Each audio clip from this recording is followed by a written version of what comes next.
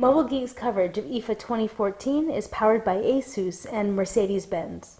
Hey, I'm Roland with Mobile Geeks right here at IFA 2014, and this is the new Huawei Ascend G620S.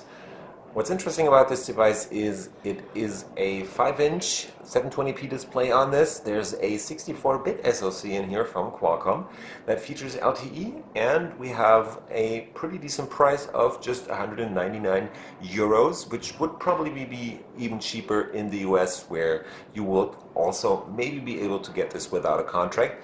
The 199 number is off contract. Again, you're not paying any subsidies or anything. You're just buying this straight out, no contract whatsoever.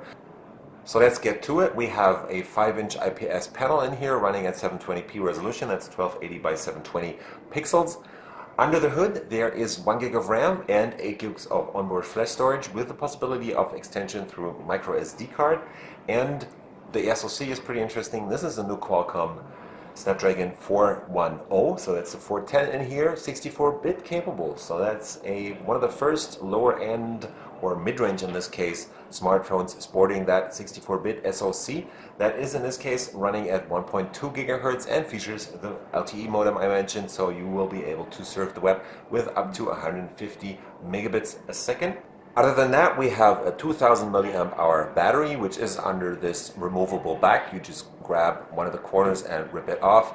You'll be able to access the battery, but you can't replace it yourself, because to make the device the 8.5 millimeters thick that this G620S is actually thick, they had to make it non-removable. So it'll have to stay in there, but what you can access is the micro SD card slot and the single SIM card slot, so there's not going to be any dual SIM support on this. But if you look at the back, you can see that this is also featuring this kind of faux leather finish. It feels very nice actually, and the device is also pretty heavy. It's weighing in at 160 grams, which is quite a lot for a 5-inch device, but it feels hefty and it feels very, very solid. So that's not necessarily a bad thing if a smartphone is a bit heavier, so it's quite something to hold on to. So if you want a phone that really feels worth its money, the G620S might be of your kind.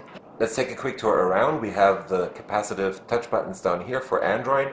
In this case, these don't even light up, so that's something that Huawei might want to work on. And what's also interesting is that I have no idea how the resolution of the camera is on the front. I guess it's a 2 megapixel shooter, but I can't really be sure about that. Could be a 5-inch selfie cam up here. We have the earpiece right there.